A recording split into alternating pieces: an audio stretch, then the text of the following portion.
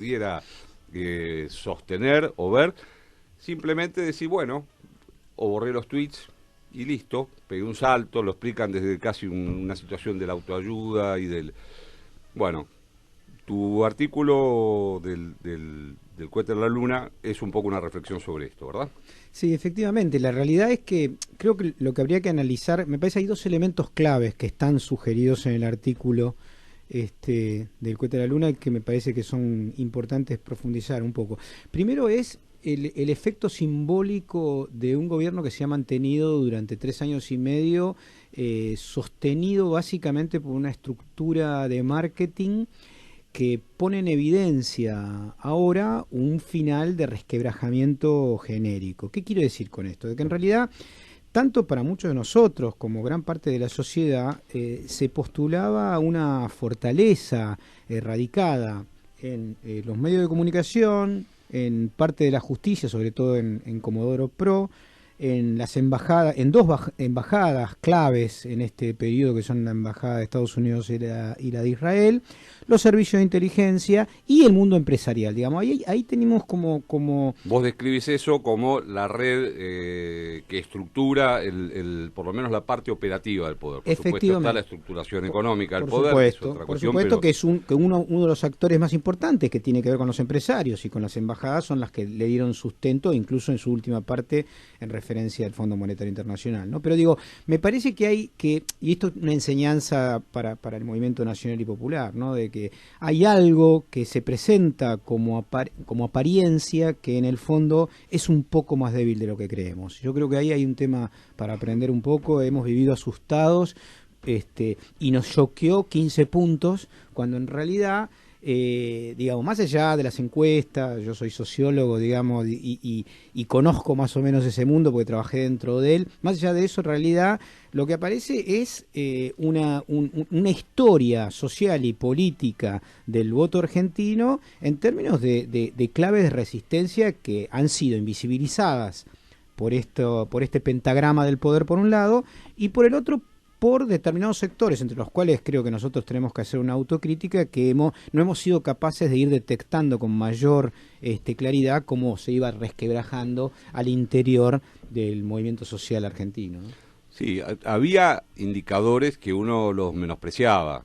Y voy a decir una cosa que puede sonar tonta. El Mauricio Macri hit del verano, que no era solamente los actos políticos, sino que se había transformado en las canchas, en eventos juveniles, algo estaba indicando, no era solamente un mecanismo de gente infiltrada o militantes que iban y provocaban esa situación. Nosotros no lo entendíamos así, que creo que los que más optimistas veíamos que inevitablemente la caída de la economía iba a generar, y por supuesto la comprensión estratégica, lo dice Berbisky. Berbisky dice sobre Cristina en su nota también del cohete a la luna del viernes pasado, ¿no? Que nadie va a discutir nunca más la capacidad estratégica. Se puede discutir sus especificidades tácticas, pero indudablemente el movimiento que generó que hubiera una opción política, no que construyó y que supo leer que hacía falta esa opción política, fue el de mayo de Cristina. Pero indudablemente es interesante porque los sociólogos ahora están discutiendo si el problema es que las nuevas tecnologías o las nuevas formas, o si los teléfonos de línea o no los teléfonos de línea, o si los celulares, y parecería ser que lo que fracasó es cuál fue el esquema de llegada a los hogares y no específicamente No, ahí hay un tema de fondo, hay dos, me parece, temas de fondo que es imprescindible volver a repensar, que tiene que ver un poco con que es muy difícil el peronismo unido realmente en Argentina, luego el 17 de octubre del 45, es algo muy difícil de vencer.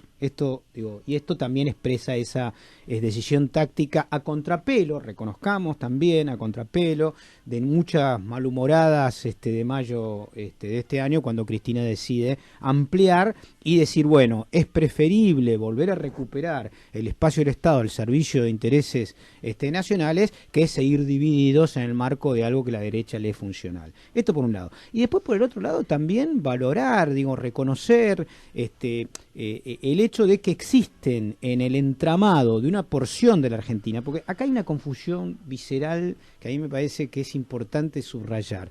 Acá hay un 30% de esta sociedad que incluso cuando Perón ganó por 60 y pico por ciento de los votos, votó contra Perón. Digamos, hay un 30% de gorilismo institucionalizado, ya ahora heredero de aquel, porque estamos hablando de 40 años después, ¿no es cierto? Pero hay un 30%, y 30% son 15 millones de personas.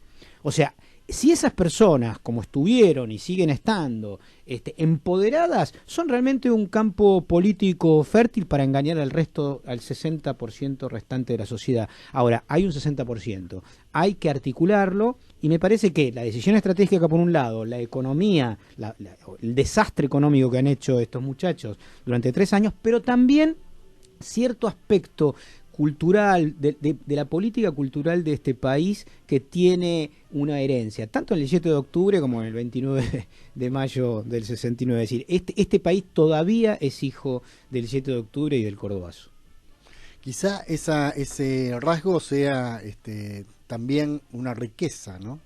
En cuanto a la movilidad que tiene la política en el país y a la búsqueda siempre de nuevos horizontes en ese sentido. Yo digo, el peronismo, más allá de lo que vos decís, que es muy difícil de ser derrotado unido, digo, tampoco nunca se transformó en el PRI mexicano. Y eso me parece que tiene que ver con esta versatilidad que pudo encontrar dentro de su mismo movimiento.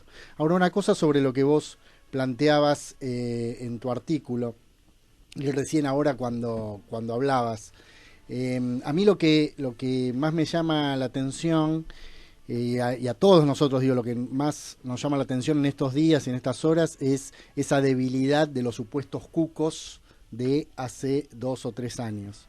Pero me parece que esa debilidad también en su momento fue permeable por la misma derrota, ¿no? Por la misma derrota del campo nacional y popular. Y me parece que eso se empezó a desandar primero con gestos, como vos decías recién, muy importante, y después con contenido de la política también. Cuando se empezó a llenar la política, que estaba vacía después de esa derrota, se empezaron a poder ver o vislumbrar ciertas posibilidades. Y a mí me parece interesante tu nota justamente porque desnuda esas también debilidades de esos supuestos cucos de estos últimos 4 años, ¿no? Sí, yo siempre pienso, digo, la verdad es que he pasado, y sobre todo el sufrimiento que han generado las políticas del neoliberalismo, digamos, desde el Rodrigazo, la dictadura, la última parte de Alfonsín, el menemismo, etcétera, digamos, desde hace 40, 50 años que venimos en una puja entre sostener un modelo de desarrollo con cierta autonomía, que está basado en la historia argentina del peronismo, y por otro lado, una ofensiva a partir de los años 70 del siglo pasado de construir un modelo basado en la especulación que derrote al trabajo y que lo subsuma, lo discipline, etcétera, etcétera. Digamos, en esa gran pelea en la cual Menem intentó en algún momento convertir el peronismo en el PRI y no lo logró y fue derrotado también por esa argamasa simbólica, política y cultural que sustenta el origen del peronismo y sobre todo que se hizo evidente en la resistencia. Creo que bueno, nos enfrentamos nuevamente a futuro a repensar esto que nos pasó. Por un lado la derrota, por supuesto, los errores, que hay que anotarlos en un cuadernito y en todo caso cometer otros, si no los mismos. Y en segunda instancia también me parece importante de no dejarse no dejarse avasallar por el universo simbólico que implican ni las nuevas tecnologías ni esto que son cucos y que muchos nos han yo compañeros nuestros que realmente tuvieron un doble shock con el 15% porque realmente creían que se perdía, digamos. Y evidentemente veníamos de un año de derrotas en las provincias furiosas para el neoliberalismo y veníamos además de un proceso de desocupación creciente y realmente un castigo a los sectores más vulnerables fenomenal. Y bueno, realmente creo que es para aprender, digo, no es para hacerse la harakiri, no es para culpabilizar a compañeros, etcétera, etcétera, pero yo creo clave anotar en un cuadernito porque puede volver, de hecho va a volver el 11 de diciembre, yo creo que va a asumir el 10 Alberto Fernández y Cristina Fernández de Kirchner, va a venir nuevamente una ofensiva muy fuerte de la derecha internacional. Internacional porque acá no está en juego solamente la Argentina, acá hay temas mucho más estratégicos para Estados Unidos que la Argentina, que es Venezuela, que es la reserva más importante de petróleo del mundo, etcétera, etcétera. Y Argentina se constituye en un gran problema en términos de que México y Argentina empiezan a correrse de la estrategia imperial. Y ahí Estados Unidos realmente está preocupado y manda, como trato de contar en el artículo, al presidente Bolsonaro desesperado, tratando de ver qué puede hacer, que una bestia como Bolsonaro lo único que puede hacer es una provocación inédita en la historia de las relaciones de políticas entre Brasil y Argentina, digamos, una provocación terrible a los asuntos internos de la Argentina sin que la Cancillería haga nada. Al contrario, la Cancillería justificó, Forí salió a decir que es son opiniones personales, una cosa increíble. En un presidente de una nación vecina. Vos y yo hemos estado en la Cancillería y sabemos incluso que hasta los sectores más conservadores de la Cancillería hay una línea muy fina que es la no opinión, el mantener esa bueno, Forí va a pasar a la historia también, seguramente. Sí, ¿no? sí, degradantemente. Degradantemente. Sí, no, yo quería retomar, y después sí me gustaría ir un poco al tema al internacional y el rol que vos planteás de las embajadas y el tema. Pero el otro día hablábamos con Grinson y él nos decía, la tarea es construir vos decías recién, un 30% duro, un núcleo duro. Claro, la reflexión es, si ganáramos con el 90%, en esta lógica que hemos aceptado como democracia, en el consenso y el pacto que incluso con la derecha hemos aceptado todos, que será al menos lo que regirá los próximos 10 o 15 años, y pongo acá en el medio que hubo actores nuestros que plantearon que había que hacer una constituyente y ese debate fue sacado del medio. Por lo tanto, el pacto es sobre estas reglas de juego y no va a cambiar en 2 años, salvo que la situación se agudice por cuestiones externas, no por el pensamiento, en todo caso, de quienes van a conducir la política de Estado. Como Grinson decía, hay que llegar al 70-80%, como Néstor decía en su primera fase, que igual eso es muy relativo, porque Néstor era un tipo desconocido para el gran público, había llegado en una coyuntura mucho más compleja, al menos desde el punto de vista, quizás esta sea más compleja, pero donde la política había quedado a kilómetros de distancia del pueblo, de los sectores populares, y había una cosa mucho más de inmediatez. Quiero decir, esa complejidad del núcleo duro, estas reglas de juego, la imposibilidad de que si ganemos por 80%, quiero decir, porque si eso pasara, estaríamos rompiendo un pacto tácito. Sí. Aceptaríamos la venezuelización que ellos nos plantean. Entonces, hay un juego político muy complejo en eso, pero indudablemente hay ya una construcción de consenso superior a la esperada en el 50%, ¿no? Nosotros esperábamos un 40 y pico, ya estamos en el 52, 53, y posiblemente el 10 de diciembre estemos sobre una situación de mucha aceptación. Ahora lo que viene es un gobierno muy moderado, sabemos eso. Va a ser un gobierno, al menos en su primera fase, y su primera fase va a ser larga, un gobierno que ya Alberto ha planteado, y Cristina, por omisión, también ha planteado, cuáles van a ser esas reglas de juego. Te dejo planteado un poco este debate, el tema de construir mayorías, pero la incapacidad en primera instancia de afectar mucho los datos con los cuales hemos llegado hasta acá. Vamos a ir a Lucía. Bueno, les recuerdo que se pueden comunicar a través de las redes sociales por Instagram, Facebook y Twitter en @hsueltas y también en las redes sociales de Radio Sónica Online. Y ahora vamos con un tema musical, vamos a estar escuchando a Tonolec y a Charo Bogarín y vamos a uno de ellas. Pasos. Por un camino añejo somos, almas que lleva el tiempo, sombras, cargando su pasado siembra, de los que no han estado pasará. Deja que te susurre el viento, viaja, sin pena ni lamento, todo lo que creí perdido labrá, las huellas del destino pasarán. Pasa mano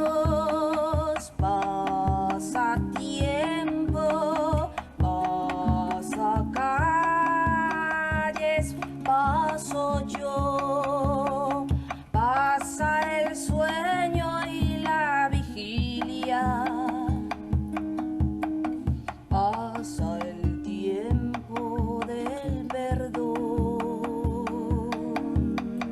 Pasan padres, pasan vidas, pasa el día del amor, paso firme de las cosas que nos deja solos,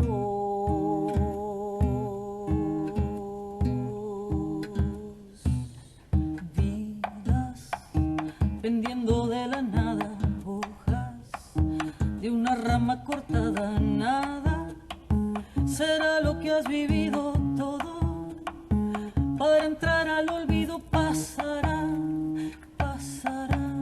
Cuando insista la memoria, clama por la misericordia. Dioses que se venden al peso reptan en un mercado inmenso. Pasará, pasará, pasa manos, pasa tiempo, pasa calles, paso yo, sin saber lo que nos pasa. Pasa el tren de la ocasión, pasan padres, pasan vidas, pasa el día del amor, pasa, entra y no te quedes, pasará lo que pasó. Cuando la luz se haya apagado, solo llevarás tu cansancio, manos tejiendo la otra historia, esa que borra tu memoria. Pasará, pasará. Ciega, la luz de lo deseado barre lo tuyo y lo que has dado. Finge la muerte distraída, compra su pasaje de ida. Pasará, pasará, pasa manos, pasa tiempo, pasa calles, paso yo, pasa el sueño y la vigilia, pasa el tiempo del perdón, pasa padres. Vos también escribís estas páginas. Hojas sueltas. Tu participación es indispensable. Bueno, aquí estamos entonces otra vez en el 15º programa de Hojas Sueltas. Estamos con nuestro invitado y habíamos dejado planteado esta discusión entre construir mayorías, las reglas de juego democrática que hemos aceptado. Cuando digo las reglas de juego democrática, digo el pacto tácito que se ha hecho en los últimos tiempos sobre que no va a haber grandes alteraciones al esquema que hizo que la derecha ganara una elección y que hizo que nosotros ganáramos esta, y que por lo tanto lo que sigue va a ser dentro de ese juego. Y vos hablabas de un núcleo duro y mencionábamos a Grinson la necesidad de construir un 60 o 70% de consensos para acompañar lo que todos sabemos y nos estamos convenciendo del cómo también va a ser un gobierno moderado, y porque eso es la maniobra política, solo puede entenderse en el contexto de la moderación que Alberto expresa, pero que es el camino que todos coincidimos para salir de esta situación, ¿no? Así que, ¿qué no, yo creo que ahí, en principio, vos hacías referencia en la pregunta inicial a un momento distinto que tenía que ver con el 2003 y la elección en la cual gana Néstor con el 20 y pico % de los votos. Sale segundo en relación a Menem en su momento, pero el contexto latinoamericano y el contexto mundial es diferente. hoy el contexto realmente, sobre todo en relación a una emergencia muy fuerte de los sectores supremacistas en Estados Unidos, de las derechas en Europa e incluso en América Latina. El contexto es absolutamente diferente y yo creo que uno, lo primero cuando habla de política tiene que pensar en términos de política internacional, es que estamos en una América Latina que no es la de cuando gana en 1999 por primera vez Chávez en Venezuela y empieza a desafiar por primera vez. Siempre hago una nota a pie de página acá que me parece súper interesante. Cuando doy clase en la facultad lo remito a eso. El neoliberalismo nació en América Latina de la mano de Pinochet en 1973 y empieza a ser desafiado de la mano de Chávez en 1999. No deja de ser llamativo que América Latina ha sido en el último medio siglo como una caja de resonancia clave en cómo se configura a nivel internacional la política. Pero vuelvo a tu pregunta, Gabriel. Yo creo realmente que efectivamente se abren 2 años, sobre todo, de ver cómo el movimiento nacional y popular puede recuperar la confianza, no solamente del del 45 al 52 o 53% que lo van a votar, sino otro 20% de la sociedad que está en disputa. Hay un 30%, insisto, yo creo que uno tiene que asumir que es casi imposible poder entrarle, en principio porque está contaminado de gorilismo y de un racismo muy profundo que algún día sería para detallar, que yo creo que es claro y explica gran parte de la concepción ideológica de altos sectores de la sociedad y que tiene que ver con el proceso migratorio y con las formas que se dio en el siglo XIX en Argentina. Pero lo dejo aparte, digo, efectivamente son 2 años de puja por la acumulación de ese 20%. Si el movimiento nacional y popular logra poder en todo caso interpelar a ese 20% que va a seguir en disputa, yo creo que va a haber una excelente posibilidad en los 2 años posteriores para poder replantear la democratización, porque lo que hablamos realmente no es nada más ni nada menos que la democratización de la riqueza, de la renta, del poder, de los privilegios, etcétera, etcétera. Jorge, ahí, bueno, algo empezaste a plantear, pero nosotros creemos que estas últimas elecciones, lo que incluso algo al respecto decía Carlos de Ángelis también el otro día, mostraron o visibilizaron a aquellos sectores que estaban invisibilizados, aún en las encuestas, ¿no? Un poco cuestionando también hasta incluso las metodologías, los instrumentos, etcétera. Pero pensándolo en términos políticos, claramente nosotros advertíamos que este gobierno venía afectando intereses de múltiples sectores. Digamos, no, por supuesto, los más pobres de entre los pobres, pero también la ciencia, también las pymes, digamos, diferentes sectores, independientemente del estrato social y económico, cuyos derechos o intereses estaban siendo afectados. A la luz justamente de poder, si se quiere, rearticular o volver a tejer nuevamente ese conjunto de derechos y de intereses totalmente devastados por este gobierno, ¿cómo pensás que el próximo debiera atender a esas prioridades para justamente avanzar en la consolidación de un proyecto nacional y popular en clave de hegemonía, básicamente? Bueno, digamos, retomando lo anterior, en principio la derecha vino a privilegiar grupos sociales y sectores económicos que son básicamente las mineras, la producción agrícola, las energéticas y el sector financiero. Esos son los únicos sectores que ganaron en estos 3 años y medio, y el resto de la sociedad en realidad pagó el costo y derivó riqueza de todo el resto, que en realidad es el 98% de la sociedad, a ese 2 o 3%.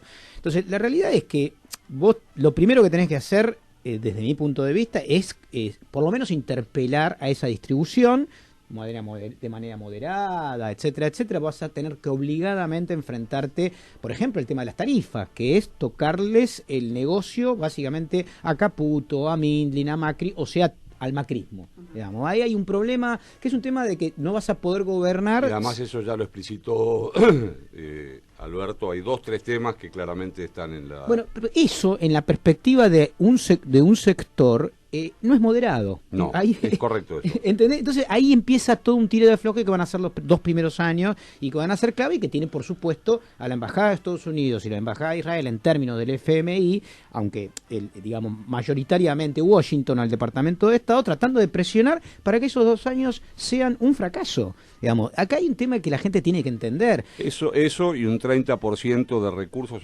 más en los bolsillos de la gente es una parte, son los 2 pilares de la primera etapa. Hoy salvando las distancias, la CUNSA en su conferencia de prensa decía justamente, bueno, ¿por qué queremos que le vaya bien a los mercados? Pues esto repercute en la vida cotidiana de las personas, ¿no? A 3 años y medio de gobernar, sí. Advierten que la política financiera, digamos, no puede estar al margen de la política económica, de justamente la calidad de vida de las personas, como si eso fuesen esferas diferenciadas. Y hoy el tipo no es que tiró alguna medida, ni mucho menos, pero advirtió que se están preocupando por cómo la va a pasar la gente. Sí, ahí hay un tema que a mí es súper importante poder desmenuzar, que es discursivo, pero que en realidad esconde un gran tema. Si le va bien a los mercados, le va mal a la gente. Esto es lo que ellos no quieren decir. No. Los mercados, ¿qué son los mercados? Terminemos con el eufemismo metafísico de que los mercados son aquellos que la nata fue a visitar este fin de semana. No, esos tipos a los cuales visitó la nata, no recomiendo ver el programa de la nata, sí, digo, pero simplemente no, pero realmente me dio mucha gracia. Pero fue interesante. Sí, pero fue interesante, ¿por qué? Pero ahí está lo mismo que recién estaban planteando y que me parece clave en desmembrar y en lograr que la gente entienda. Es decir, esos que se entrevistó son los operadores del mercado, no son el mercado. No mentamos, los mercados son un montón de tipos que muchas veces son en Estados Unidos jubilados, que ponen la guita ahí, que quieren un rendimiento que en Argentina les da el 10%, y en Estados Unidos le da el 1,5%. Entonces llevamos a 10%. Ahora, si en Argentina deja de ser el 10%, esos operadores pierden guita porque la guita que están manejando se la llevan para otro. Entonces ellos ganan un porcentaje sobre lo que invierten en la máquina financiera o en la bicicleta financiera de la Argentina. Entonces, si le va bien a los mercados, eso que llaman los mercados, le va mal a la gente en la Argentina. Lo que hay que entender es que una política financiera no es solamente los mercados, sino ponerle plata a crédito para las pymes y es sacarla de la bicicleta financiera. Entonces, eso que llaman los mercados es contradictorio a las necesidades de la gente. Y esto la CUNSA no lo dice, que quiere hacernos creer que todavía hay una convergencia posible entre esas dos cosas. Y ahí está el fracaso de los UBA y otras cuestiones que hay que buscar en esa explicación. Seguimos, ¿no? Caminando un poco. Quería que nos cuentes qué es el llamamiento judío, porque parte del debate que vos lo planteás con algunos de los miembros destacados. Vos tuviste una participación muy activa dentro de lo que es los distintos actores políticos de la comunidad judía, fuiste parte en su momento incluso de la DAIA, y me gustaría que expliques un poco más cómo es que se mueven esos actores, cuál es tu visión y qué es el llamamiento. Bueno, en principio lo más importante que a mí me parece clave explicar que la colectividad judía argentina, igual que todos los colectivos, los musulmanes, los evangelistas, los LGTB, los hinchas de Boca, son plurales. Esto es clave porque la DAIA y la AMIA le hacen creer a la sociedad. El River solo Gallardo. Claro, exacto. La única religión que nos convoca. Exacto. Bueno, es discutible porque seguro que agarrarás a gente mayor que vos que te diría que la Bruna, seguramente, claro, ¿no? Ya no viven, porque no viven. Claro. Por eso. No, yo lo vi a la Bruna también. Bueno, pero hay tipos de su generación, como Moreno, qué sé yo, la saeta rubia, qué sé yo. Bueno, no importa. Digo, al margen de eso, en principio entender que la colectividad judía es plural, y tiene sectores progresistas, sectores nacionales y populares, y tiene sectores neofascistas que apoyan el colonialismo de Israel sobre los palestinos y que tienen una política muy arraigada y vinculada al Departamento de Estado en la Argentina. Bueno, en principio eso. Ahora, dentro de eso, lamentablemente, la DAIA y la AMIA le han hecho creer a la sociedad que la única forma de ser judío en la Argentina es ser de derecha y estar al servicio de los intereses. Tanto es así que han sido la locomotora de la persecución a Cristina Fernández de Kirchner, a Héctor Timerman, y todavía hay un preso político que se llama, más allá de la opinión que cada uno puede tener, que es Fernando Esteche, que está en cana por el memorándum de entendimiento, que es 2 años preso, que es una aberración, digamos, una causa realmente abyecta, realmente es terrible, ¿no? Entonces digo, En principio eso hay que hacerle a entender a la sociedad que dentro de los judíos está Kicillof, está como gerente, está Filmus, y está el llamamiento argentino judío, que nació en todo caso para poner en evidencia eso, de que hay tradiciones de los argentinos judíos. En la época de Perón existía la OIA, Organización Israelita Argentina, una organización judío-peronista, que luego de la revolución libertadora, la fusiladora, fueron perseguidos, exiliados. Incluso el rabino amigo de Perón, que se llamaba Blum, se tuvo que exiliar y nunca más volvió a la Argentina y murió en Estados Unidos. Bueno, el rol de José Bergelbard en el... Y infinidad de casos, e incluso, para mí, lo más sagrado, los 1800 desaparecidos judíos, digo que en realidad fueron parte de la argentinidad profunda, que no tenían nada que ver con esto que expresa la Daya Elamia, que persiguió a Timerman. Incluso, desde mi punto de vista, son bastante responsables de su muerte. No, coincido plenamente, porque además me tocó ver cómo... ya en el principio él acusaba el impacto desde el punto de vista personal. Recuerdo conversaciones con él, bueno, nos tocó estar en ese momento en la Cancillería, y más allá de que él tenía una forma muy aguda de sentir las cosas puntualmente, y que dialogaba con su padre mucho sobre su padre no vivo, ¿no? Era una manera, indudablemente él fue una víctima absoluta del tema, de algo que además, analizado en contexto internacional, es, como vos decís, abyecto y absurdo, porque en ese momento Estados Unidos, los demócratas, inician un proceso de acercamiento con Irán. Es en ese contexto en que casi toda la Cancillería, porque yo interactuaba con funcionarios medios, bajos y altos de la Cancillería, no solo los políticos, veían como razonable una vuelta de tuerca de que el planteo que Cristina hace en ese momento en la Asamblea de Naciones Unidas. Y luego, en el correr del tiempo, no hay ninguna prueba que se haya vinculado a resultados particulares o personales o beneficios personales, como se intentó poner en un trabajo conspirativo y espantoso que instaló algo que indudablemente, como vos decís, yo creo, no fue el causante seguramente único, pero que influyó para el final de Héctor, ¿no? Para que el final fuera por lo menos tan negativo y tan ominoso. Bueno, por lo menos yo estuve el día anterior al que él vaya a Ezeiza, con una enfermedad terminal, en el último tratamiento posible. Él tenía 9 tumores en el hígado, se había curado de 7 con el tratamiento que se estaba haciendo en Estados Unidos. Existía esa posibilidad de que esos 2 fuesen reducidos o eliminados, y en la Ezeiza, sin siquiera avisarle, lo mandaron para la casa en el marco de una persecución sin duda instrumentada por la Daya Elamia, que hoy veo ahora en Clarín en el día de ayer, hacen como si no pasara nada, cosa que genera una situación de profunda indignación, ¿no? Así es. Bueno, ¿alguna otra cosa? Bueno, ha sido bastante amplio. Una última pregunta, ¿no? Hacías una referencia, por supuesto, a la importancia que tiene Venezuela en toda la estructuración. ¿Cómo visualizás? Estamos todos preocupados también. Primero, no por solo la ofensiva que hace Bolsonaro, porque la ofensiva que hace Bolsonaro tiene un costo interno muy fuerte también. Brasil está atravesando una crisis económica. No es que el Bolsonaro que esperaban, para decirlo en términos, los mercados, Bolsonaro viene de fracaso en fracaso y con situaciones que hacen pensar que su gobierno sin duda tiene posiblemente al final del camino un final muy parecido al de Macri, pero está claro que porque el tipo es, como vos decís, un poco el perro de presa. Ahora, ¿cómo vamos a hacer? Es un pensamiento, quienes estuvimos en la Cancillería, quienes sabemos que la política exterior no es de una línea simple, decir, bueno, voy a tratar de llevarme bien, uno puede tratar de... ¿Cómo haremos para trabajar, por ejemplo, el tema del acuerdo con la Unión Europea? ¿Cómo haremos para pensar los organismos regionales que están en este momento paralizados y que solo fueron activados, por ejemplo, en función de ese acuerdo? ¿Qué pensás de la región? No, en principio creo que es el tema más importante de la política exterior de Argentina a partir del 10 de diciembre. Las posibilidades que nuestros países puedan desarrollar ya tienen que ver con la integración regional. No hay ninguna otra posibilidad.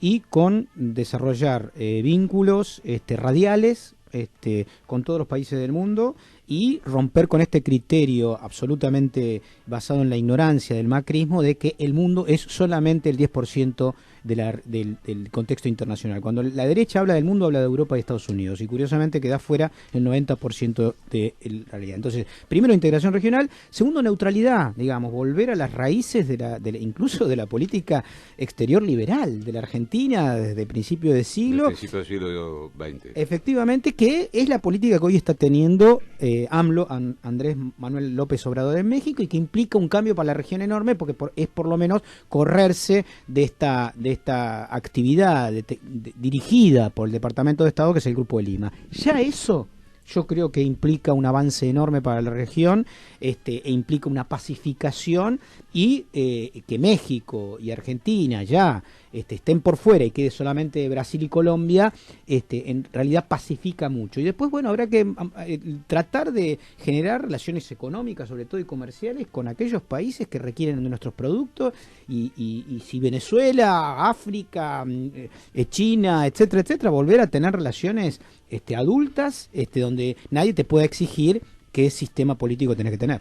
Sí, lo que vos decís me lleva a recordar una foto que quisiera no recordarla mucho también, que es a los cascos blancos argentinos subido a un barco militar estadounidense, con la supuesta utilización e implementación de la asistencia humanitaria, más bien la intervención humanitaria, que es toda una teoría política importante, y que, bueno, será una de las fotos que tendremos que reconstruir moderadamente en la etapa que viene. Gracias, Jorge, por tu gracias visita. a ustedes por la Muchas invitación. gracias. Muchísimas gracias.